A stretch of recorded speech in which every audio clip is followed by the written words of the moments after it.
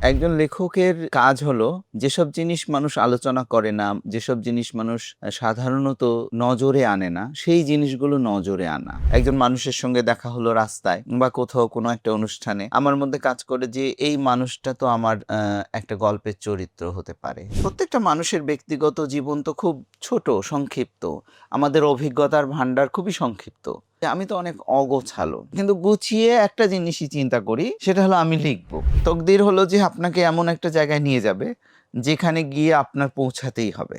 আপনি যদি জনপ্রিয় লেখক হতে চান, আপনার কিন্তু কোনো পলিটিক্যাল আইডেন্টিটি থাকা যাবে না। আমি একটা উপন্যাস শুরু করেছিলাম ৯৮-৯৯ সালে, তো আমি ওই উপন্যাসটা লিখি নাই, এখন পর্যন্ত লিখি নাই। আর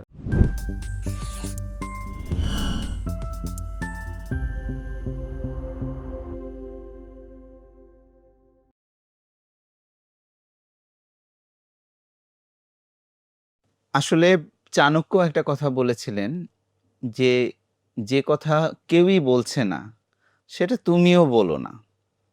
মানে জীবনে এমন অনেক কিছুই আছে যেগুলো আসলে কেউই আলোচনা করে না।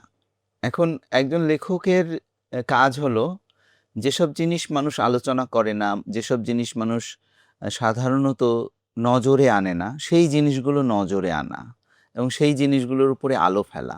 জীবনের অন্ধকার দিকগুলোর উপর আলো ফেলা। কিন্তু অনেক সময় দেখা যায় যে এমন অনেক কিছুই আছে জীবনের মধ্যে, যেগুলো আসলে আমরা শেষ পর্যন্ত আলো ফেলতে পারি না যেগুলোর উপরে। শেষ পর্যন্ত এড়িয়েই যেতে হয়। তো এখন এইটা, আমি যেহেতু একজন ফিকশন লেখক, অ্যাম আমি চেষ্টা করি গল্পের মধ্য দিয়ে, চরিত্রগুলোর মধ্য দিয়ে এবং নানান বাস্তবতা এবং প্রতিবাস্তবতা তৈরি করে এই জীবনের অন্ধকার দিকগুলোকে বা জীবনের আলোকিত দিকগুলোর উপরে দৃষ্টি আকর্ষণ করতে। কিন্তু এমন অনেক জিনিস আছে যেগুলো আসলে সেখান থেকে আমার যে মনোযোগ থেকে বা আমার লেখা থেকে বাইরেই থেকে যায়। মানে সেগুলো আনা সম্ভব হয় না। ফলে আমি নিজে দেখি যে আমরা যখন লিখি তখন একটা নিরন্তর একটা কাটাছেঁড়ার মধ্য দিয়ে যাই। সেইটা সাংবাদিকতার ভাষায় যেটাকে বলে সেলফ সেন্সরশিপ, সেইটা আসলে না। কিন্তু আমরা যেটা করি সেটা হলো যে এমন অনেক কিছুই চিন্তা করি যে এটা হতে পারে, এটা ফিকশনে আসতে পারে। কিন্তু আমরা শেষ পর্যন্ত আর আনি না। পরিস্থিতি সাপোর্ট করে না বা অনেক সময়ই আমার সমাজ, দেশ, সংস্কৃতি এগুলো সাপোর্ট করে না। ফলে আমরা অনেক কিছুকে কিন্তু অ্যাম ফিকশনে না এনে সেটাকে এড়িয়ে গিয়ে তারপরে গল্পকে এগিয়ে নিয়ে যাই। ফলে অ্যা জীবনের অনেক কিছু এখানে অস্পৃশ্য থেকে যায়, যেগুলো অনালোচিত থেকে যায়। এটা খুব সত্যি।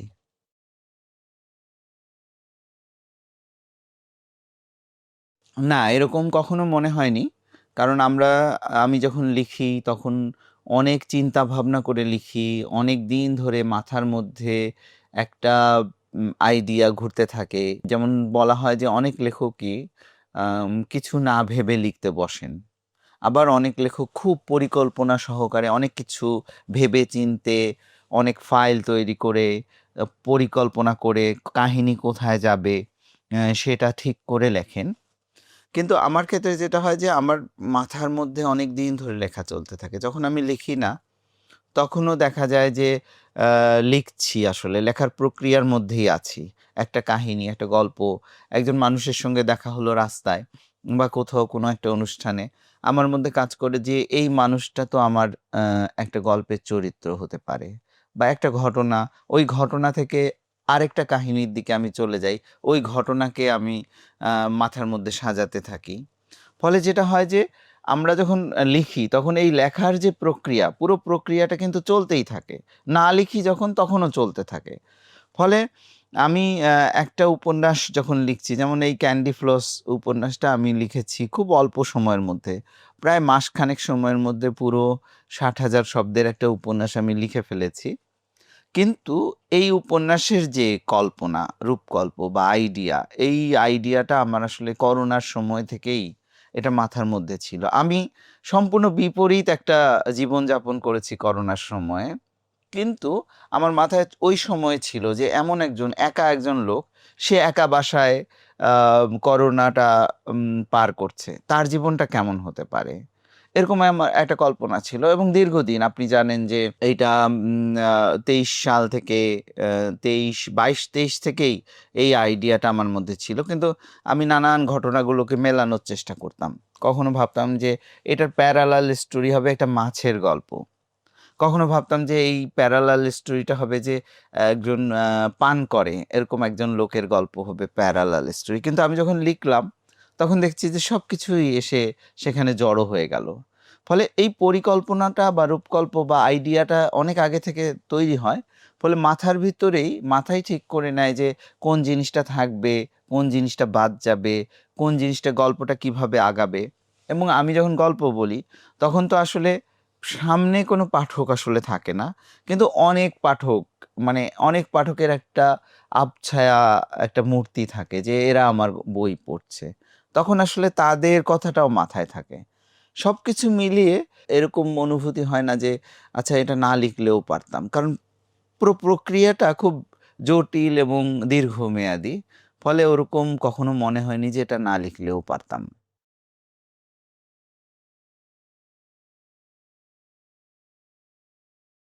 এইটা হলো একজন ঔপন্যাসিক যখন তার উপন্যাসের জীবনযাপন করেন, ঔপন্যাসিকের জীবনযাপন করেন, তখন তিনি আসলে সমস্ত জিনিসই আসলে যাপন করেন। যেগুলো লেখেন, যে একটা উপন্যাসে যা আসে, সবকিছুই কিন্তু তিনি যাপন করেন। প্রত্যেকটা মানুষের ব্যক্তিগত জীবন তো খুব ছোট, সংক্ষিপ্ত। আমাদের অভিজ্ঞতার ভান্ডার খুবই সংক্ষিপ্ত।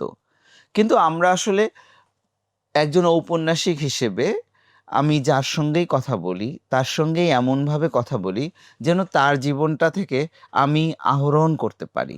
তার জীবনটাকেও যাপন করতে পারি। একজন মানুষের সঙ্গে যখন আমার বন্ধুত্ব হয়, তখন আমি বোঝার চেষ্টা করি যে ওই মানুষটার জীবনের মোটো কী? সে কিভাবে জীবনটা যাপন করছে? সে কিভাবে নিজেকে এই আ জগতের সঙ্গে মেলাচ্ছে এবং তার ক্রাইসিসটা কী? হ্যাঁ, এইটা একজন সংবেদী মানুষ হিসেবে আমাকে বুঝতে হয় যে আসলেই আমার এক বন্ধু বা আমার একজন পরিচিত বা আমার স্বল্প পরিচিত তাকে আমি দেখতে থাকি এবং তার জীবনটার অন্তর্গত সত্য, গূঢ় সত্যটা আমি বোঝার চেষ্টা করি। ঘটনাগুলো শুনতে চেষ্টা করি। সেইটা ছেলে, মেয়ে, নারী, পুরুষ নির্বিশেষে সবার জীবনের আ ব্যাপারটার মধ্যে ঢুকে যাওয়ার চেষ্টা করি। ফলে আমার যে জীবন, সেটা শুধু আমার জীবন হয়ে ওঠে না। হয়ে ওঠে হলো একটা অনেকের জীবন। যেমন আমি একজন পুরুষ, আমি চিন্তা করি যে একজন নারীর জীবন কিরকম হতে পারে? এরকম একটা সিচুয়েশনে একজন নারী কি করবে? কিভাবে রিঅ্যাক্ট করবে? তখন আমি হয়তো কথা বলি যে, "এরকম সিচুয়েশনে আপনারা কিভাবে রিঅ্যাক্ট করেন?" এবং গল্প শুনি। প্রত্যেকটা মানুষের কাছে গল্প শুনি বা দেখি যে একটা ঘটনা ঘটলো, ওই ঘটনার মধ্য থেকে গল্পটা কিভাবে তৈরি হচ্ছে। কিভাবে মানুষ ফেস করছে রিয়েলিটিকে, এই জিনিসটা আমি বোঝার চেষ্টা করি। ফলে আমার গল্প যে শুধু আমারই গল্প তা না। আমার আশপাশের সমস্ত মানুষের গল্প এবং এখানে একটা জটিলতা হয় যে অনেকেই মনে করে যে আচ্ছা আম এই চরিত্রটা তো বোধহয় আমার কিছুটা একটা অংশ আছে বা আমারও নিজের অনেক সময় মনে হয় যে এই চরিত্রের মধ্যে হয়তো আমি কিছুটা ঢুকে গেছি। তখন আবার আমি লিখতে, লিখতে ওটা থেকে সরায় দিতে থাকি। যেটা ধরেন ছবি আঁকতে, আঁকতে নাকটা একটু বদলে ফেলা, চোখটা একটু বদলে ফেলা, চুলটা একটু বদলে ফেলা। এরকম করতে, করতে ক্যারেক্টারটাকে চেঞ্জ করে ফেলি। বা পরিচিত কেউ আসছে। ধরা যাক আমার পরিচিত এক বন্ধুর চরিত্রটা আসছে। কারণ আমি কল্পনা তো মানুষ আম বা বাস্তব থেকেই কল্পনার দিকে যাত্রা করে। তো আমি তখন হলো চিন্তা করি যে অমুক বন্ধুটা আসছে, ওকে অপরিচিত করে তুলতে হবে। তখন ওটা হয় বা একটা ছেলেকে আমি মেয়েতে রূপান্তরিত করে ফেলি যে সে হয়তো থাকে মোহাম্মদপুরে, তাকে গ্রামে পাঠিয়ে দিলাম। ওর ব্যক্তিত্বের মধ্যে একটা পরিবর্তন আনলাম। ফলে অনেক সময় চেনা যায় না। কিন্তু কিছু, কিছু রেফারেন্স তো থাকে যেখান থেকে বোঝা যায় যে এই লোকটার মধ্যে মাহবুব মোর্শেদের কিছুটা ছাপ আছে। এই লোকটার মধ্যে তার অমুক বন্ধুর কিছুটা ছাপ আছে। এরকম তো কিছু বোঝা যায়। কিন্তু আমরা যে উপন্যাসের টেকনিকের মধ্যে কলাকুশলী যে কলা এবং কৌশলের মধ্যে আমরা এটাকে ঢেকে ফেলার চেষ্টা করি। ফলে এই যে জীবন, আমি যেহেতু মধ্যবিত্ত শহুরে মধ্যবিত্ত জীবনটা বেশি নিয়ে আসি আমার উপন্যাসে, বা মফস্বলেরও আরবান জায়গাগুলোকে নিয়ে আসি। ফলে অনেক পরিচিত ক্যারেক্টার এখানে আসে, বা অনেকেই মনে করে এটা আমারই কাহিনী। যেমন 'তোমারে চিনি না' আমি পড়ে অনেকেই বলেছে, আমাদের জেনারেশনের, পরের জেনারেশনের অনেক তরুণ বলেছে যে এইটা আমারই কাহিনী। আমিও সেম ঘটনার মধ্য দিয়ে গিয়েছি। কিন্তু আমার কাছে মনে হয় যে এরকম হতে পারে। আবার অনেক সময় পুরো অ অচেনা হয়ে যেতে পারে যে এই লোকটাকে তো আমরা চিনি না। এটা কে? ফলে মিক্সড। আমিও আছি, আমি নাই। আরেকজন বন্ধু আছে, সে নাই। আমার পরিচিত একজন নারী হয়তো থাকতে পারে। কিন্তু শেষ পর্যন্ত আর মেলে না। এরকম হয়।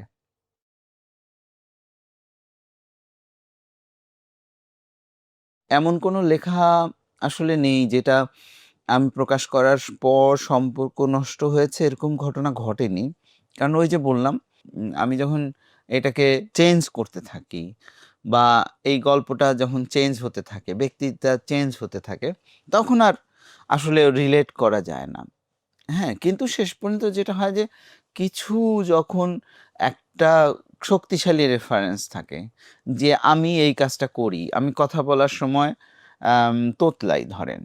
তো যখন আমি আমার উপন্যাসের মধ্যে একটা ক্যারেক্টার যদি একইভাবে তোতলায়, একটা চরিত্র আমার এক বন্ধু বা পরিচিত কারো মতো তোতলায়, স্বাভাবিকভাবে সে এটা রিলেট করে ফেলবে। তো ওরকম হয়তো কেউ হয়তো অনুভব করতে পেরেছে যে হ্যাঁ, এই চরিত্রটা আমি হতে পারি। কিন্তু শেষ পর্যন্ত সেটা টেকেনি। ফলে আ সম্পর্ক যে খারাপ হয়েছে এরকম মনে হয় না যে লেখার কারণেই শুধু সম্পর্ক খারাপ হয়েছে, এরকম ঘটনা ঘটেনি।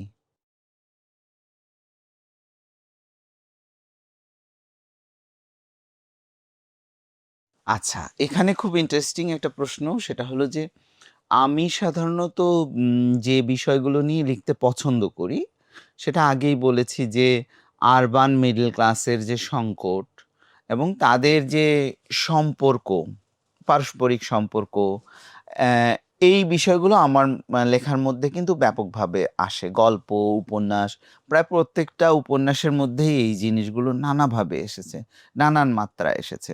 এখন কি আমি সাধারণত বলি যে এই সময়ের, বা আমাদের ইমিডিয়েট, আমরা যে সময় বড় হয়েছি এবং আমাদের পরের জেনারেশনগুলো যে সময়গুলোতে বড় হয়েছে, এরা যে সম্পর্কের নানান ভিন্ন মাত্রিক সম্পর্কের মধ্য দিয়ে গেছে। নতুন ধরনের সম্পর্কের মধ্য দিয়ে গেছে।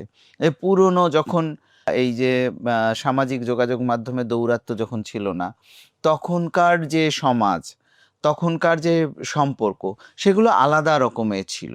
কারণ কারণ হলো যে মানুষের দেখা করা, পরিচিত হওয়া, বা পরস্পরকে জানা বোঝার যে মাধ্যম, সেটা খুব সীমিত ছিল। মানুষ অচেনা একজন মানুষের কাছে পৌঁছাতেই পারত না। কিন্তু এখন এটা খুব ইজি হয়ে গেছে। আমরা কিন্তু উপরে দেখছি যে সবকিছু হয়তো ভিতগুলো, সবকিছু ঠিকঠাক আছে উপরে। কিন্তু ভেতরে কিন্তু ভিত নড়ে গেছে।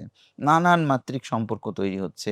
মানুষ একজন হয়তো বাগেরহাটে একজন একটা মত প্রকাশ করে, আ মত ধারণ করে। সে হয়তো রংপুরের আরেকজনের সাথে নিমিষে একটা যোগাযোগ তৈরি করতে পারছে। তারা একটা কমিউনিটি তৈরি করতে পারছে। নিজেদের মধ্যে একটা শক্তিশালী যোগাযোগ গড়ে তুলতে পারছে। আবার মানবিক সম্পর্কের ক্ষেত্রেও কিন্তু একই রকম ঘটনা ঘটছে। ফলে এই জিনিসগুলো আমাদের উপন্যাসে যে সেভাবে আসেনি আগে। এখন আমি যখন লিখতে যাচ্ছি তখন ফিল করছি যে ভেতর থেকে সম্পর্কগুলো ভাঙছে, যেগুলো আমি ইনফরমেশন আকারে জানি। কিন্তু আমি যদি মূল্যবোধের কথা ধরি, পুরনো পাঠের রেফারেন্স ধরি, তখন দেখব যে আমাদের উপন্যাসে কিন্তু এই জিনিসগুলো আসছে না। আপনি যখন বাইরের উপন্যাসগুলো পড়ছেন তখন কিন্তু দেখছেন যে ওরা 60s এ বা 70s এই এগুলো আলোচনা করে ফেলছে। এই ধরনের সম্পর্ক নিয়ে তারা হলো উপন্যাস লিখে ফেলেছে। কিন্তু আমাদের এখানে ২০২৬, ২৫-২৬ সালেও এগুলো লেখা হচ্ছে না। ফলে আমার উপন্যাসে আমি চেষ্টা করি যে একেবারে নতুন ধরনের সম্পর্কগুলোকে নিয়ে আসতে। এর মধ্যে অনেক সময়ই আম যেটা বা প্রেম, একই লোক ২ জনের প্রেমে পড়ছে, একই লোক হলো একজন পরকীয়া প্রেমে আকৃষ্ট হচ্ছে। এগুলো অহরহ আমাদের সমাজে ঘটছে। তো ওই জিনিসগুলো যখন নিয়ে আসি, তখন স্বাভাবিকভাবেই কিন্তু একটা সংকট তৈরি হয়, নৈতিকতার একটা সংকট তৈরি হয়। অনেকেই বলেন যে হ্যাঁ, এই দৈহিক সম্পর্ক বা ভিন্ন রকমের সম্পর্ক এগুলো আপনার উপন্যাসে, গল্পে সবসময়ই আসে। তো আমি যেটা বলি যে আমি যেহেতু এই সময়ের আরবান লাইফ নিয়ে লিখছি, ফলে এটা যখন এবং সম্পর্ক এবং নিজেদের মধ্যে বোঝাপড়া যখন আমার মুখ্য বিষয়, এটা নিয়েই আমি লিখি মূলত। তখন আমি কিন্তু এই জিনিসগুলোকে এড়িয়ে যদি যাই লেখক হিসেবে, ঔপন্যাসিক হিসেবে, তখন আমি বাস্তবতাটাকে তুলে আনতে পারবো না। আর বাস্তবতা তো অনেক জটিল। আমরা যদি যেকোনো একজন চরিত্রকে নেই, বাস্তবের যেকোনো একজন মানুষকে নিই, তিনি যেরকম সংকটের মধ্যে থাকেন এবং বহু স্তরের সংকটের মধ্যে থাকেন, সেটাকে আনলেই একটা বিশাল উপন্যাস হয়ে যায়। কিন্তু আমরা উপন্যাসে কি করি? এটাকে একটা বাস্তবতার একটা সরলীকরণ করি। পুরো বাস্তবতা কিন্তু আসে না। আমরা যে গল্পের মধ্যে বসবাস করি সেটা আরো জটিল, আরো ভয়ঙ্কর, এবং সেটা যদি তুলে আনা যায়, ওই যে প্রথম প্রশ্নটা আপনি করলেন যে যা দেখি তা কি তুলে আনতে পারি? বা যা আমরা ভাবি তা কি আমরা লিখতে পারি? আসলে তা হয় না। এখন সমস্যা হলো যে আমি আমার উপন্যাসে বা আরো লোকজন তাদের উপন্যাসে যে লেখাগুলো লিখছেন, সেই লেখাগুলো যে পুরোটাই বাস্তবতাকে প্রতিবিম্বিত করছে তা কিন্তু না। আমাদের কল্পনা আছে, কিন্তু বাস্তব, আমরা যে বাস্তবকে আম চোখে দেখি সেটা আরো বেশি অকল্পনীয়, আরো বেশি বিস্ময়কর। এটা সবসময়ই উপন্যাসে আমরা সংক্ষিপ্ত আকারে তুলতে পারি। হয়তো ২০০ পৃষ্ঠা, ৩০০ পৃষ্ঠা, ৪০০ পৃষ্ঠা, এর মধ্যে সংক্ষিপ্ত আকারে আসে। অনেক কিছু বাদ চলে যায়। আমরা ভাবি যে এটা লিখব না। এটা কি লেখা যায়? কিন্তু আসলে গ্রামগঞ্জ বলেন, মফস্বল শহর বলেন, ঢাকা শহর বলেন, আমাদের কিন্তু আমরা কতটুকু লিখতে পারছি? মানে সময়ের ওই চিত্রটা কতটুকু উপস্থাপন করতে পারছি? পুরোটা কিন্তু পারছি না। ফলে বিতর্ক, আমি মনে করি যে বিতর্ক সেটা একটা পুরনো ধ্যান ধারণা থেকে বিতর্কটা হয়। আর আমরা লেখক হিসেবে আমাদের দায়িত্ব হলো বিতর্কের কথা চিন্তা না করে আমাদের কল্পনাটাকে আমরা যেন বাধা দিয়ে, হ্যাঁ, এটাকে সীমিত না করে ফেলি। বরং এইটাকে মুক্ত করে দেওয়া, কল্পনাকে মুক্ত করে দেওয়া, ফিকশনটাকে একেবারে উপভোগ্য করে তোলা এবং আমাদের পাঠকের কাছে পৌঁছানো, পাঠকের জীবনের প্যারালাল তৈরি করা।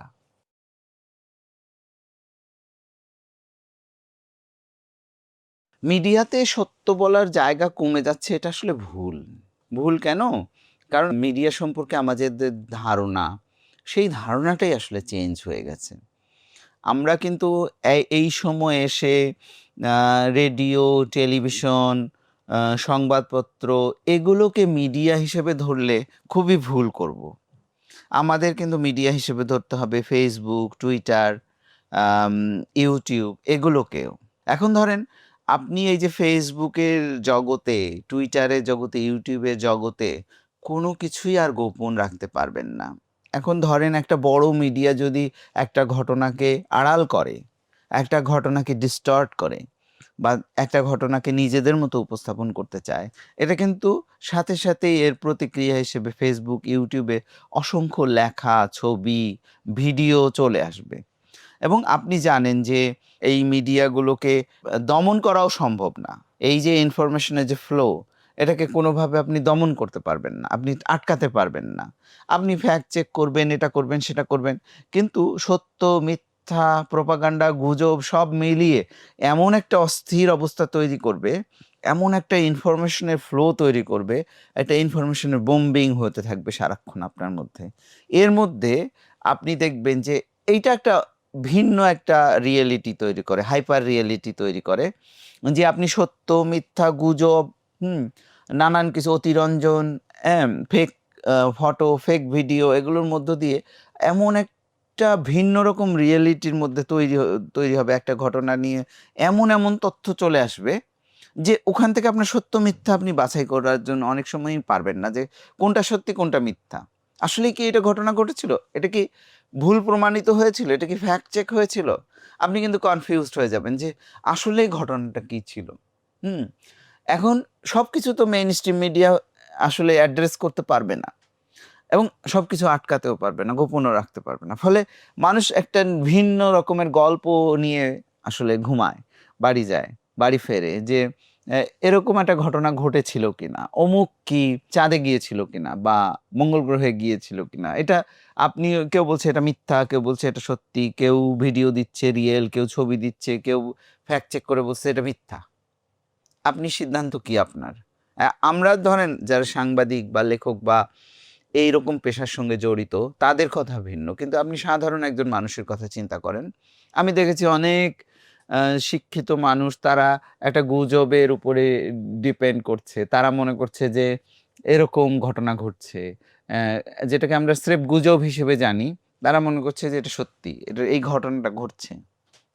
ফলে এই এর মধ্যে কোনো ইনফরমেশন আপনি লুকাতে পারবেন না। কিন্তু সব ইনফরমেশন যখন আপনি প্রকাশ করে দিবেন, তখন কোনটা সত্য, কোনটা মিথ্যা এটাও নির্বিশেষে প্রমাণ করা খুব কঠিন হয়ে দাঁড়াবে। এটা খুব জটিল। এটা নিয়ে উপন্যাস লেখা যায়। কারণ এইটা আর নিউজের পর্যায়ে নাই। কারণ নিউজ বলতে যে আমরা যেটা বুঝি যে একটা তথ্য সেটা খুব সুন্দরভাবে সাজিয়ে গুছিয়ে উপস্থাপন করা, সেইটা কিন্তু সেই জায়গায় আর নাই। নিউজ এখন তথ্যে পরিণত হয়েছে এবং শুধু তথ্য না, একাধিক উৎস থেকে আসা অডিও, ভিডিও, ছবি, আ অভিমত, মতামত সবকিছু মিলে এটা একটা ম্যাসাকারের লেভেলে চলে গেছে। যেটা থেকে রক্ষা পাওয়ার কোনো উপায় নাই আমাদের। এইটাই এখনকার মানে নিউজ কনজিউম করার সিস্টেম। যে আপনি Facebook এ ঢুকবেন এবং আপনার বন্ধু-বান্ধব, আত্মীয়-স্বজন, হ্যাঁ? পত্রিকা, টিভি এখান থেকে ফটোকার্ড এগুলো থেকে আপনি একটা বিভ্রান্তির জগতে, একটা ফিকশনের জগতে আপনি ঢুকে যাবেন। এখান থেকে সত্যি আপনি বিশ্বাস করতে শুরু করবেন যে চীন আসলেই প্লাস্টিকের ডিম বানাচ্ছে, প্লাস্টিকের চাল বানাচ্ছে। আমরা যে চাল কিনছি এটা প্লাস্টিকের চাল। আমরা যে ডিম ভেজে খাচ্ছি এটা প্লাস্টিকের ডিম। হুম? খুবই অর্ডিনারি একটা তথ্য দিলাম যেটা আমাদের এখানে অনেকেই বিশ্বাস করে যে আমরা যে ডিম খাচ্ছি এটা প্লাস্টিকের ডিম বা যে চাল রান্না করে খাচ্ছি এটা প্লাস্টিকের চাল। হচ্ছে না এরকম? এরকম হাজার, হাজার কথা আপনি কিন্তু করে ফেলতে পারবেন। আ মানে এটা ডিবাঙ্ক করা সম্ভব না। এটা হলো এত ইনফরমেশনটাকে আপনি ফ্যাক্ট চেক করা সম্ভব না। ফলে কোনো কিছুই লুকাচ্ছে না। কিন্তু সবকিছু প্রকাশ হওয়ার মধ্য দিয়ে আসলে কি ঘটছে এটা নিয়ে আমরা সবাই কনফিউজড।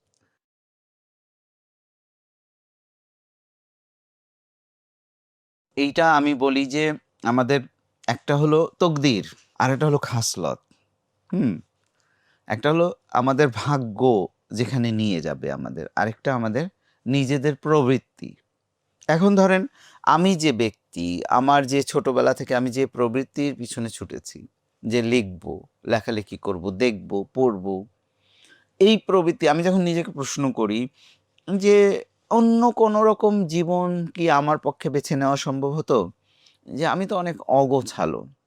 পেশাগত জীবন বলেন, ব্যক্তিগত জীবন বলেন, খুবই অগোছালো। কিন্তু গুছিয়ে একটা জিনিসই চিন্তা করি, সেটা হলো আমি লিখব। এখন ধরেন ওই তকদির হলো যে আপনাকে এমন একটা জায়গায় নিয়ে যাবে, যেখানে গিয়ে আপনার পৌঁছাতেই হবে। আবার আপনার অভ্যাস বা প্রবৃত্তি বা আপনার যে টেনডেন্সি সেটা আপনাকে এমন জায়গায় নিয়ে যাবে যেখানে গিয়ে আপনার পৌঁছাতে হবে। তো এরকম একটা সিনেমা ছিল ক্রিস্তফ কিসলোভস্কি 'নো এন্ড' নামে। এই সিনেমাটা একভাবে শুরু হয়ে একভাবে শেষ হয়। হুম? তারপরে উনি দেখায় যে আরেকভাবেও এটা সিনেমাটা শুরু হতে পারে। দেখা যায় যে শেষটা ওইখানে গিয়ে পৌঁছায়। তো আমাদের জীবনও তাই। আমরা হয়তো ভাবি যে আচ্ছা পিছনে ফিরে আমি যদি টাইম মেশিন থাকতো এবং আমাকে যদি ওই সুযোগ দেওয়া হতো যে তুমি পেছনে ফিরে গিয়ে এই জিনিসটা কারেকশন করে এসো। তো তখন আপনি দেখবেন কি আপনার জীবন থেকে এমন মানুষ হারিয়ে যাচ্ছে, এমন ঘটনা ঘটছে যেগুলো আপনি প্রত্যাশা করতে পারতেন না। তো আমাদের ক্ষেত্রেও এটা হয় যে আপনি যখন একটা ঘটনাকে ঘুরায় দিবেন, ধরা যাক আপনি আ পেছনে ফিরে আপনি একটা কারেকশন করলেন। আপনার দাদার জায়গায় বা আপনার দাদির জায়গায় আরেকটা ক্যারেক্টারকে নিয়ে আসলেন যে উনি আমার দাদা হলে বা উনি আমার দাদি হলে ভালো হতো। আপনি দেখবেন সমস্ত জিনিস কিন্তু চেঞ্জ হয়ে যাচ্ছে। একইভাবে আমাদের জীবনে ধরেন আপনি বড় হয়েছেন কুষ্টিয়ায়, আপনাকে যশোরে নিয়ে যাওয়া হলো। বা আপনার প্রিয় শহর ধরেন কক্সবাজারে নিয়ে তখন আপনার সমস্ত কিছু চেঞ্জ হবে। তখন হয়তো আপনি লেখক হচ্ছেন না। তখন হয়তো আপনি একজন রাজনীতিক হয়ে উঠছেন। তো আমরা তো ওইভাবে কারেকশন করতে পারি না। আমরা যেটা করতে পারি যে এই জীবনটা যাপন করা এবং এই জীবন যাপনের মধ্যে আমি আমার প্রবৃত্তির পেছনে ছুটতে পারছি কিনা, আমার অভ্যাসের পেছনে আমি যেটা চাই সেটার পেছনে ছুটতে পারছি কিনা। তো আমরা প্রত্যেকেই একটা জীবন পেয়েছি। আমাদের ওই ভাগ্য এবং প্রবৃত্তির গুণে একটা জীবন পেয়েছি। আমার কাছে মনে হয় যে এটা কারেকশন করার সুযোগ থাকে না। আমাদেরকে ওই জীবনটা নিয়েই সুখী থাকতে হবে এবং আ থাকতে হবে না, এইটাই আসলে আমরা চাই। বা আবার যদি সুযোগ পেতাম আসলে এই জিনিসটাই হয়তো গড়ে উঠতো আবার। আপনার কোন বইটা আপনি চান নতুন পাঠকরা আগে পড়ুক? ফেস বাই ফেস আমার একটা উপন্যাস আছে, যেটা আমি তখন ২০১০ সালে লিখেছিলাম সেই সময়ের তরুণ প্রজন্মের জন্য। এটা রিপ্রিন্ট হয়েছে পরে। তো তখনও আমার কাছে মনে হয়েছে যে এটা ঠিক আছে। মানে এই উপন্যাসটা নতুন প্রজন্মের জন্য খুব ভালো হবে। কিন্তু আমি এখন মনে হচ্ছে যে যেমন আমাদের যে জেনারেশন যাদের বয়স ধরেন ৪০ থেকে ৫০ এর মধ্যে, তারা যদি আমার কোনো উপন্যাস পড়তে চায়, ওই সময়টাকে ধরা আছে তোমারে চিনি না আমির মধ্যে। যে তাদের জীবনযাপনের যে সংকট যেটা আপনি বললেন যে কারেকশন কি করা সম্ভব কিনা। যেমন আমরা এক ধরনের একটা স্বপ্ন, একটা নতুন কিছু করার একটা আম ইচ্ছা আমাদের মধ্যে ছিল। ছাত্র জীবনে আমরা নানান অ্যাক্টিভিজমের মধ্যে জড়িত হয়েছিলাম। নানান রাজনৈতিক অভিপ্সা আমাদের মধ্যে গড়ে উঠেছিল। সেগুলো কিভাবে আমাদেরকে শেপ দিয়েছে আমাদের জীবনযাপনকে এবং কেন আমরা ফেইল করেছি সেসব জায়গায়, সেগুলো কিছুটা ধরা আছে তোমারে চিনি না আমির মধ্যে। আবার কোনো লেখক যদি তরুণ লেখক যদি পড়তে চান, তাহলে আমি বলব যে আমার বুনো ওল উপন্যাসটা তার পড়তে হবে। কারণ এই উপন্যাসটা হলো লেখা নিয়ে। এখানে আ অসংখ্য গল্প আছে। যেমন এই উপন্যাসটার মধ্যে অন্তত ৭-৮ টা উপন্যাসের গল্প আছে যেগুলো লিখতে চেষ্টা করছে লেখকটা। লিখে উঠতে পারছে না বা লেখার ইচ্ছা করছে না। তো ওইখানে ৭-৮ টা প্যারালাল গল্প আছে। একটার পর একটা গল্প, একটার পর একটা গল্প আসে। গল্প এসে আবার হারিয়ে যায়। হ্যাঁ? ওই যে ওল্ড যে আপনার পঞ্চতন্ত্রের যে গল্প বলার সিস্টেম। একটা গল্পের পরে আরেকটা গল্প, তারপরে আরেকটা গল্প লেজ ধরে যায়। আর পুরনো গল্পে ফিরে আসে না। এরকম একটা স্টাইলে বুনো ওলটা করেছিলাম। আর যদি এখন আমি বলি যে ওই যে ফেস বাই ফেস নতুন প্রজন্মের জন্য ছিল, তারা Facebook কেন্দ্রিক সম্পর্কগুলো কিভাবে গড়ে উঠতে শুরু করেছিল যেটা এখনো বাস্তব, সেটা দিয়ে শুরু করতে পারে। এখন হলে বলব যে ক্যান্ডি ফ্লস। কারণ এখানে হলো একদম সম্পর্কের একেবারে নতুন মাত্রা। সেগুলো একদম মানে এখনকার সম্পর্কগুলো যেভাবে তৈরি হয়, যেভাবে রান করে, ওর অনেক আভাস এই ক্যান্ডি ফ্লস উপন্যাসের মধ্যে আছে। মানে যেকোনো একটা দিয়ে শুরু করতে পারে আসলে। আন্ডাররেটেড হয় কি যে আপনি এখানে কিছু ব্যাকরণ আছে। যেমন আপনি যদি জনপ্রিয় লেখক হতে চান বাংলাদেশে বসে, আপনার কিন্তু কোনো পলিটিক্যাল আইডেন্টিটি থাকা যাবে না। আপনি বিএনপি, আওয়ামী লীগ, জামাত, এনসিপি এরকম কোনো আইডেন্টিটি থাকা যাবে না। তাহলে কি হবে? আপনার পাঠক ভাগ হয়ে যাবে। আপনি বিএনপি মনা হলে আওয়ামী লীগের পাঠকরা আপনার পড়বে না, আপনি জামাত হলে এনসিপির পাঠকরা আপনার পড়বে না হয়তো। আবার আপনাকে পপুলার কিছু আইডিয়ার পেছনে ছুটতে হবে। যেমন ক্রিকেটে বাংলাদেশ জয়লাভ করেছে এটাকে মানে আপনার সেলিব্রেট করতে হবে। আপনি কোনো একটা ফুটবল দল, হ্যাঁ? তার সাপোর্টার হতে হবে। ইউরোপীয় মানে এরকম কিছু জনপ্রিয়তার কিছু মানদণ্ড আছে। কিছু মানে এই যে কালচারাল নানান ঘটনা ঘটে, সেই কালচারাল ঘটনা অনুযায়ী আপনার যেগুলো খুবই সর্বজনীন বলা হয়, সেগুলো আপনাকে করতে হবে, আপহোল্ড করতে হবে। আপনি ক্রিটিক্যাল থাকা যাবে না। আপনাকে সমাজ যা মনে করে এই স্টাইলে আপনাকেও চলতে হবে। তো আমি যে ধরনের লেখক, আমি কিন্তু খুবই ক্রিটিক্যাল। আমি পলিটিক্যাল ঘটনাবলিতে খুব রিঅ্যাক্ট করি। আমি সামাজিক ঘটনাবলিতে খুব রিঅ্যাক্ট করি। কখনো পক্ষ নিয়ে ফেলি। তারপরে হলো এই যে পপুলার যেসব ইভেন্ট আছে এখানে আমি রেসপন্স করি না। ক্রিকেটে বাংলাদেশ দল জিতলো কি সাকিব আল হাসান একটা ভালো কিছু করলো, এইটাতে আমার কোনো রেসপন্স নাই। আমি কোনো এই ফুটবল দল সেটাকে সাপোর্ট করি না। এরকম অসংখ্য ব্যাপার আছে। হয়তো একজন শাকিব খানকে সাপোর্ট করতে হবে বা সামাজিক অনুষ্ঠানগুলোর মধ্যে নিজেকে এমনভাবে ইনভলভ করতে হবে যে আপনার মনে হয় যে হ্যাঁ, আপনি একটা প্রমিনেন্ট ফিগার। এইগুলোতে কিন্তু আমি খুব রেসপন্স করি না। ফলে যেটা হয়, ওই যে বললাম যে আমার খাসলত, এখন আমি কি আমার যে খাসলত সেটা দেখে কিন্তু আমি নিজে যখন ভাবি যে ওকে, আমি কি আরো বেশি সেলিব্রেটেড হইতে পারতাম, আমি কি আরো বেশি নাম করতে পারতাম, তখন আমি চিন্তা করি যে কিভাবে সম্ভব এটা। পুরস্কার, যেমন যে পুরস্কার যারা দেয় তাদেরকে আমি স্বীকারই করি না যে উনি কেন এই পুরস্কার বিচার করবে, আমি কেন একটা বই জমা দিব বা এমন লোকের কাছে জমা দিব যে লোকটার যোগ্যতা নাই। ফলে আমি পুরস্কারের দিকে যাচ্ছি না। আমি হলো সাহিত্য সভাগুলোর দিকে যাচ্ছি না। সাহিত্য যে সম্মেলনগুলোর দিকে যাচ্ছি না। তো কি হয়? যখন আপনি সবকিছুর বিষয়ে এরকম ক্রিটিক্যাল থাকবেন, তখন তো আপনিও নিবেন না, উনিও নিবেন না, তিনিও নিবেন না। আপনাকে নিবে না। এখন আমি যদি চিন্তা করি যে আমি এরকম থাকবো, একটা ভিন্ন মত ধারণ করব, সবকিছুকে ক্রিটিক করব এবং অন্যায়টা মানতে চাইবো না, বা আমি হলো অন্যায় না মানতে চাওয়া না, মানে ধরেন ভিন্ন দৃষ্টিতে সবগুলোকে দেখার চেষ্টা করব এবং পরিহাস করব। সবচেয়ে বড় কথা যেটা, যে আমি সোশ্যাল মিডিয়ায় অনেক কিছুকে নিয়ে, যেগুলো হলো যে এস্টাবলিশড ঘটনা, এগুলো কিন্তু পরিহাস করতে থাকি। বিভিন্ন ইনস্টিটিউশনগুলোকে পরিহাস করতে থাকি, বড় ফিগারগুলোকে পরিহাস করতে থাকি। তো এরা তো আর আমাকে নিবে না। ফলে ওই পরিমাণ, যে পরিমাণ সেলিব্রেটেড হওয়ার কথা বা যে এরকম রেটেড হওয়ার কথা, সেটা তো হব না খুব স্বাভাবিকভাবে। এটা হলো যে আমার একটা প্রবৃত্তি বা আমার খাসলতের কারণে কিন্তু এটা হবে না। এটা নিয়ে ধরেন আমি নিজে খুব সচেতন যে আচ্ছা, আমি তো জানি যে অমুক লোকের কাছে গিয়ে যদি আমি বলি ভাই, আপনি তো অসাধারণ লিখছেন, সে কিন্তু রেসিপ্রোকালি আমাকে বলবে যে হ্যাঁ হ্যাঁ, তুমিও তো ভালো লিখছো, আসো একদিন বসি, আসো না তো আড্ডায়।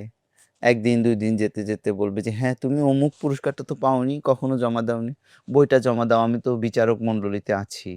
এই তো সম্পর্কগুলো এইভাবে আগায়, রেটেড হয়। অমুক পত্রিকা সম্পাদকের সাথে দেখা হবে, সে বলবে হ্যাঁ মাহবুব মোর্শেদ, কেমন আছেন, লেখা দেন।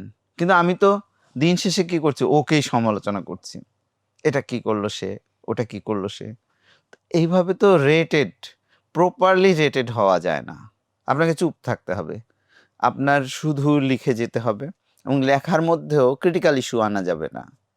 এর মধ্যে যেগুলা সোসাইটিকে চ্যালেঞ্জ করে এই জিনিসগুলো আনা যাবে না। ফলে আপনি ওইটা এক্সপেক্ট করবেন না। আমি ওইটা এক্সপেক্ট করি না। আমি বুঝি যে এইটা আমি পাবো না। এটাই আমার মানে নির্ধারিত হয়েছে আমার ভাগ্যে। কারণ আমার খাসলত এই জায়গায় আমাকে নিয়ে এসেছে। বড় আফসোস তো আছেই, অনেক কিছুই আছে। মানে মানুষের তো সবকিছুই হয় না। দুঃখের অনেক ঘটনা থাকে, অপ্রাপ্তির অনেক ঘটনা থাকে, হারিয়ে যাওয়ার ঘটনা থাকে। তো আমার জীবনের সবচেয়ে বড় আফসোস তো আপনি হয়তো জানেন যে আমি আমার একমাত্র সন্তানকে হারিয়েছি। তো সেইটা আমাকে খুব মানে সবসময়ই আমাকে হন্ট করে। সবসময় আমার মনে হয়। কখনো আমি ভুলতে পারি না। তো ওই জিনিসটা মানে ওই আমার ছেলের হারানোটাই আমার কাছে সবচেয়ে বড় ঘটনা, আফসোসের ঘটনা বা একটা লস হিসেবে থেকে যায় আরকি। আসলে লেখার ব্যাপারটা হয় কি, আমি যে ধরনের লেখক, আমি ওরকমভাবে চিন্তা করি যে আমি যে উপন্যাসটা লিখব, সেই উপন্যাসটার দিকেই যাত্রা করছি। ধরেন আমি সবচেয়ে বিস্ময়কর যে ঘটনাটা ঘটে, যে একটা উপন্যাস লেখার পরে, লেখার আগে হয়তো এই উপন্যাসটা, এর চরিত্রগুলো, ঘটনাগুলো আমাকে ১ বছর, ২ বছর, ৪ বছর, ৫ বছর, ১০ বছর ধরে হন্ট করছে। যেমন আমি একটা উপন্যাস শুরু করেছিলাম ছাত্র জীবনে। ৯৮-৯৯ সালে ১ম উপন্যাস হওয়ার কথা ছিল সেটা। সেই উপন্যাসটা ছিল ককটেল খোকন চরিত। এটা আনু মোহাম্মদ সম্পাদিত তৃণমূল পত্রিকার প্রথম, মানে আনু মোহাম্মদের সম্পাদনায় যে প্রথম সংখ্যা ওখানে ছাপা হয়েছিল। এটা আগে আখতারুজ্জামান ইলিয়াস সম্পাদনা করতেন। তো ওখানে ফার্স্ট পার্টটা ছাপা হয়েছে, কিন্তু আমি ভাবলাম যে এইটা লেখার জন্য আমাকে আরো গবেষণা করতে হবে, আরো ঘুরতে হবে, আরো জানতে হবে। তো আমি ওই উপন্যাসটা লিখি নাই, এখন পর্যন্ত লিখি নাই আর ফার্স্ট পার্টের পরে। তো এটা হয় কি, আমাকে কিন্তু এখনো ওই উপন্যাসটা হন্ট করে। কিন্তু এই যে ধরেন ৩০ বছর ধরে একটা উপন্যাস আমাকে হন্ট করতেছে, কিন্তু আমি লিখতেছি না। কিন্তু যতদিন লিখবো না ততদিন ও আমার পিছনে ঘুরবে। কিন্তু আমি যখন লিখে ফেলি তখন আর ও ঘুরে না। চরিত্রগুলো হঠাৎ করেই আমার পিছু ছেড়ে দেয়। মানে আমি আর কাহিনীটা পর্যন্ত আমি ভুলে যেতে থাকি। যে আমার আর মনে পড়ে না যে এই কাহিনীটা কি ছিল, এই চরিত্রটা কি ছিল। হঠাৎ করে দেখি কি যে লিখে ফেলার পরে ওদের দাবি দেওয়া সব মিটে গেছে। ওরা আমার পিছু ধাওয়া আর করে না, আমাকে আর মনে রাখে না। তো এরকম হয় যে ধরেন যখন লিখি না তখন সেটা আসতে থাকে, আর যখন লিখি সেটা তখন আর মানে ও ডান। লেখক হিসেবে যেটা হয় যে আমি যখন একটা উপন্যাস লিখে ফেলি তখন আর ওইটার প্রতি আমার কোনো আকর্ষণ কাজ করে না। এমনকি ওই উপন্যাসটা দ্বিতীয়বার পড়ার জন্য আগ্রহ কাজ করে না। ওই চরিত্রগুলোর মতো হয়। ওই চরিত্রগুলো যেমন ঘটনাগুলো আমাকে ছেড়ে যায়, চরিত্রগুলো ছেড়ে দেয়, আমিও তেমনি ছেড়ে দেই। হ্যাঁ? এবং ওটার প্রতি কোনো প্যাশন কাজ করে না। ওইটার প্রতি কোনো আকর্ষণ কাজ করে না। আমি তখন নেক্সট একটা আইডিয়া এসে আমার মধ্যে বা না লেখা ৩-৪ টা আইডিয়া এসে এই মুহূর্তে, যেমন ক্যান্ডি ফ্লস উপন্যাসটা শেষ করার পরে আমাকে ওই পুরানা ককটেল খোকন চরিত উপন্যাসটা হন্ট করছে। তারপরে আরেকটা উপন্যাস যেইটা আমি একটা গুম নিয়ে লিখতে চেয়েছিলাম সেটা হন্ট করছে। আরেকটা উপন্যাস যেটা এখনকার ইমিডিয়েট পাস্ট যে পলিটিক্যাল সিচুয়েশন সেটা নিয়ে লিখতে প্ল্যান করেছিলাম সেটা হন্ট করছে। ফলে আমি নিজেকে ওর ওইভাবে মূল্যায়ন করতে পারি না। আমার কাছে মনে হয় কি নেক্সট উপন্যাসটার লেখাটা মানে লিখবো। এখন নিজের মূল্যায়ন ওরকম করি না। কারণ নিজের মূল্যায়ন করতে হলে সাপেক্ষে মূল্যায়ন করতে হয় যে আমি অমুক লেখকের চেয়ে ভালো কিনা। নিজেকে যদি নিজে দেই, এইটা আসলে জার্নি করার পরে বোঝা যাবে। মানে আমি যখন জার্নি করি আমি আসলে মূল্যায়ন করতে চাই না। নিজের সম্পর্কে মূল্যায়নটা আমার খুবই কিন্তু কম। হ্যাঁ? কিন্তু আমি হলো যখন সাপেক্ষে ধরি, মানে আশপাশে যারা লেখে তাদের সাপেক্ষে যদি ধরি, তাহলে আমি অনেক ভালো করছি। হ্যাঁ? কিন্তু আমি যদি নিজেকে নিজে কঠোরভাবে মূল্যায়ন করি, সেটা কম নাম্বার দিব। কারণ আমি মনে করি যে ওই উপন্যাসটার কাছে আমি এখনো পৌঁছাতে পারি নাই। কিন্তু ওইটা যদি আমি বলি ১০ এর মধ্যে নিজেকে আমি দিলাম ১ বা ২ বা ৩, তখন মানুষ বলবে যে ও তো নিজেই নিজেকে ৩ দিয়েছে। আবার যদি আমি বলি ১০ এর মধ্যে আমি নিজেকে দিলাম ৯, তখন কিন্তু মানুষ বলবে দেখছো কত গর্ব তার, নিজেকে ৯ দিয়েছে। হুম? ফলে এই জিনিসটা কি যে আমি যখন মানে লেখকের জার্নিটা আসলে নিজের মূল্যায়নটা তখনই শেষ হয় যখন লেখকের জার্নিটা শেষ হয়ে যায়। সেইটা আমার কাজ না। যারা পরে লেখাগুলো পড়বে তাদের কাজ যে আমি আসলে ১০ এর মধ্যে কত পেতে পারি। হ্যাঁ? আমি মনে করি যে জার্নিটা চালিয়ে যাওয়া এবং নেক্সট উপন্যাসের কাছে পৌঁছানোটা হলো আমার মূল কাজ।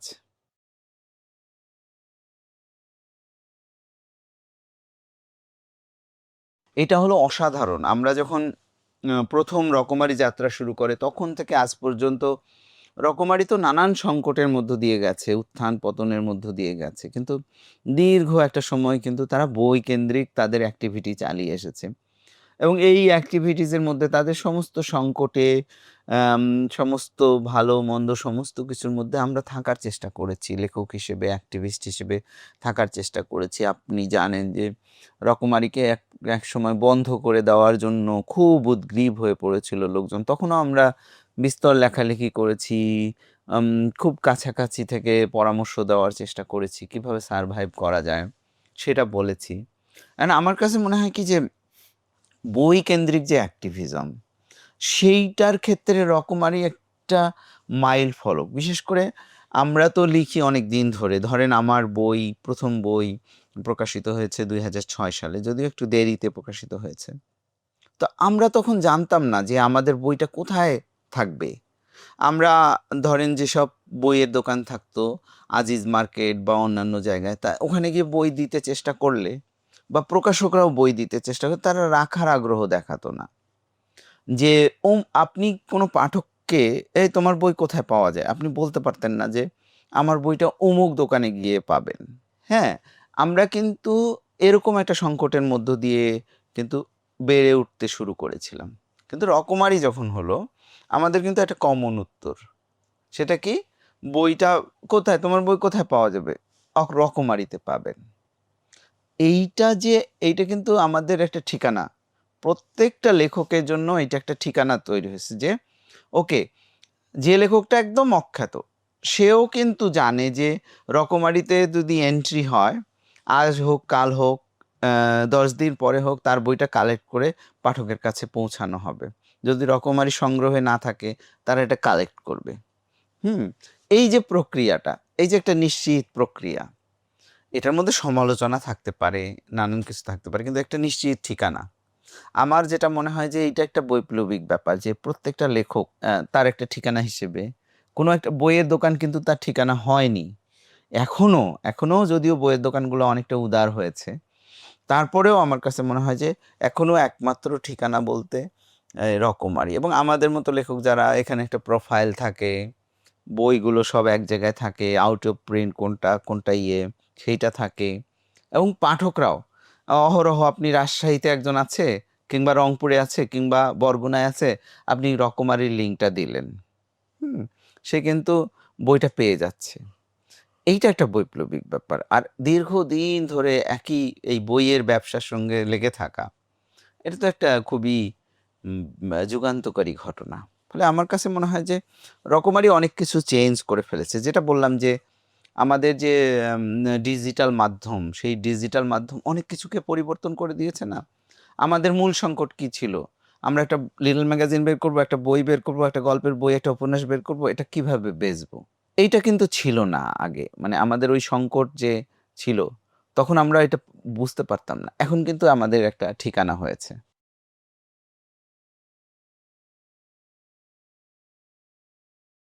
পাঠকের উদ্দেশ্যে বিশেষ বার্তা হলো কি, যে এখন মানুষ হলো এই ওই একই কথা বলবো, যে ডিজিটাল মাধ্যমের যেটা সমস্যা, সেটা হলো যে মানুষ ছোট, ছোট জিনিসের প্রতি খুবই ১ মিনিট ২ মিনিটের ধৈর্য তৈরি হয়েছে। ধৈর্য কমাচ্ছে কিন্তু ডিজিটাল মাধ্যম। আমরা সিনেমা না দেখে ১ সেকেন্ডের একটা রিল দেখছি। একটা গান না দেখে ২ মিনিটের একটা রিল দেখছি। একটা গান পুরাও দেখছি না। একটা সিনেমা পুরা দেখছি না। একটা বই পুরা পড়ছি না।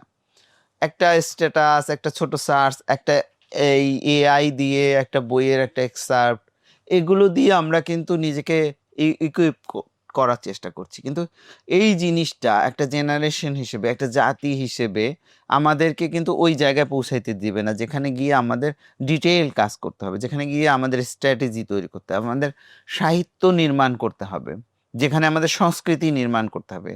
সেই জায়গাটায় কিন্তু আমরা পৌঁছাতে পারবো না যদি আমরা এই যে সংক্ষিপ্ত, মানে অ্যা আমরা ১০০ পৃষ্ঠার বই পড়তে গিয়ে হাঁপিয়ে উঠি।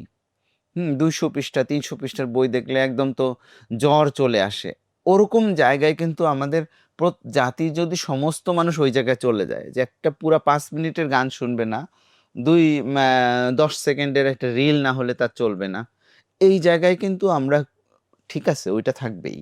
কিন্তু কিছু মানুষকে একদম প্রস্তুত হতে হবে যে না, আমার কাজটা হলো বইটা পড়ে ফেলা। আমার কাজটা হলো সিনেমাটা দেখে ফেলা। আমার কাজটা হলো লম্বা প্রবন্ধটা পড়া। কারণ একটা জাতির মধ্যে সবাই ওই জায়গায় গেলে তো হবে না। কিছু, কিছু মানুষকে স্পেশাল ওই দায়িত্ব নিতে হবে। যে দায়িত্ব থেকে সে হলো ডিটেইল কাজটা করবে। ফলে পাঠকদের উদ্দেশ্যে আমার কাজ হলো যে হ্যাঁ, এইটা হলো আপনার পাশের লোকটা হবে না। কিন্তু আপনি তো হতে পারেন। আপনি নিজেকে ওই জায়গায় নিয়ে যান যে আমার কাজটা ওইটা। বাকি সবাই তো স্রোতে গা ভাসিয়ে দিবে। এই যে একজন লোক এইভাবে যে স্ক্রল করতে থাকে, তো আমি একটা শুনেছিলাম যে একজন লোক প্রতিদিন ২১ কিলোমিটার স্ক্রল করে। তো এত দূর মানুষ হাঁটলে সে কিন্তু পাতলা চিকনা হয়ে উঠত। হ্যাঁ, কিন্তু আমরা এই যে বুড়ো আঙ্গুল দিয়ে করে এখানে নার্ভাস সিস্টেমে সমস্যা তৈরি হয়ে যায়। এই জায়গায় আমাদের যাওয়া যাবে না।